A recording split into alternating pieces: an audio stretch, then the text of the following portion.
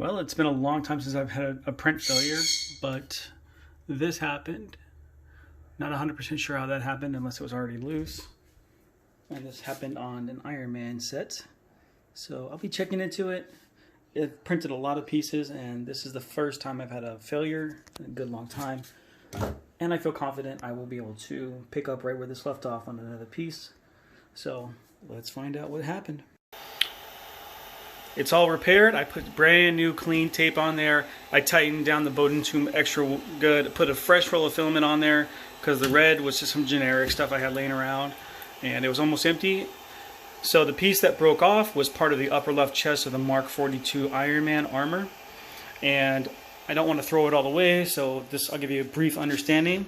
This is the piece that broke off, and what you're seeing here is the part that is printing right now, which is just the upper half. You can still see it's 99 millimeters tall, and I'll show you how I did it. So I just figured out where on the piece it actually broke off, right there, and I just kind of measured a rough shot right here, and then I went a little bit lower, so further down here than I needed to, because I figured that if I needed some extra material, I could sand down this side and the other side, even if it's just a few millimeters, by just putting it on a piece of sandpaper on the table and just scraping it back and forth until I got what I needed, nice and flat.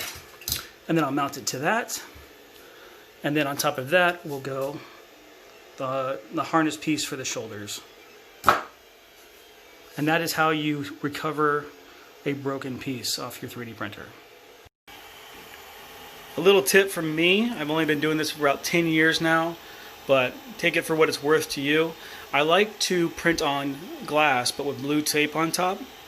And a lot of people like to use binder clips to hold the glass to the carriage, which is actually the part that gets pulled back and forth. It's not necessary. You can tape it down. I use white masking tape, and it's been on this machine for over 2 years, and it just holds the plate on, and then the plate is flat by its natural properties.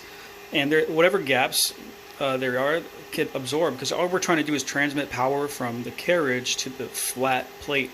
A lot of people put binder clips on here, and it messes with the torque, the tension around the bed. So that's a tip from me to you. Next tip is when you have really large prints like this.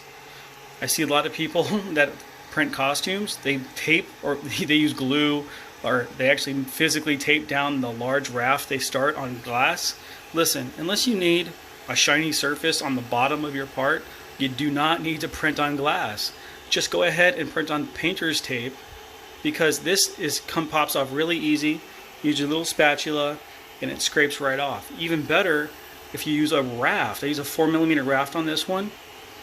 So even if it sticks to the tape, you can just pry it off the raft. So you got all these chances to get it right.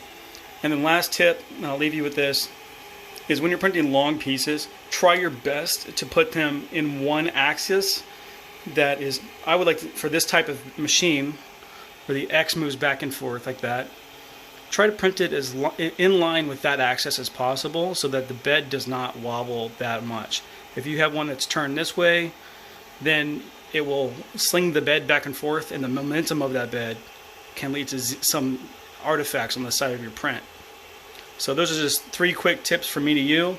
Take them or leave them, and let me know how they work out for you guys.